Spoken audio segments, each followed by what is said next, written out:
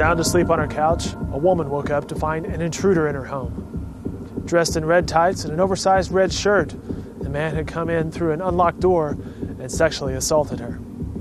Investigator Kim Davis with the Oklahoma City Police got a call early on the morning of May 20th, 2004. There was a lot of different aspects to it that were different than what we had seen or what we've seen since then. The suspect reportedly stayed with the victim for some time after she found him in her home. He was with her for 2 hours, so there was 2 hours of conversation between the two. But he did say that he knew what he was doing was wrong, and that God would take care of him for that.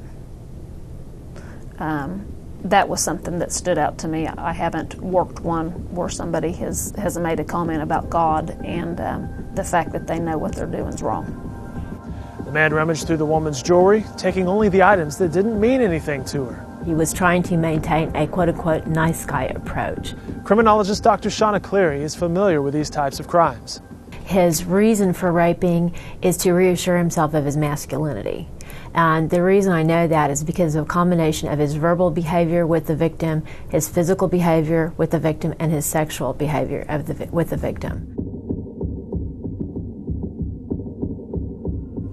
When he finally left, he tied the victim to a chair and poured water on her so she wouldn't get hot. The suspect took her car, her driver's license, and her ATM card.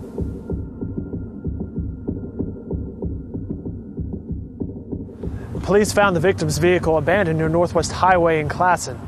Which makes me think he either lives, or at that time did live in the area, or he had a car there and then walked to her house. And then when he dropped her car, he just got in his car and left.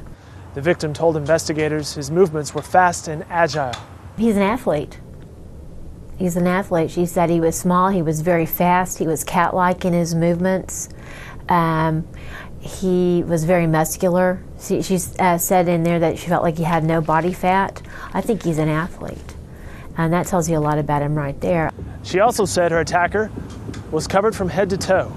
His red tights covered his feet, and he wore a large shirt. His face and hair were covered with blue bandanas. His eyes were masked by sunglasses. Even his hands were hidden by a pair of gloves.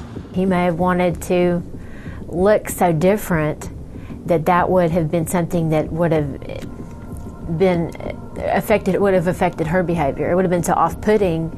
Maybe he was aware of that maybe that would have been off-putting to her, and it would have made her react in less of a protective way, or she would have fought him less because he just looked so weird. Originally, detectives thought they were dealing with a serial rapist, but DNA evidence pointed to a new, unknown suspect. But there has been no sign of the man since the attack.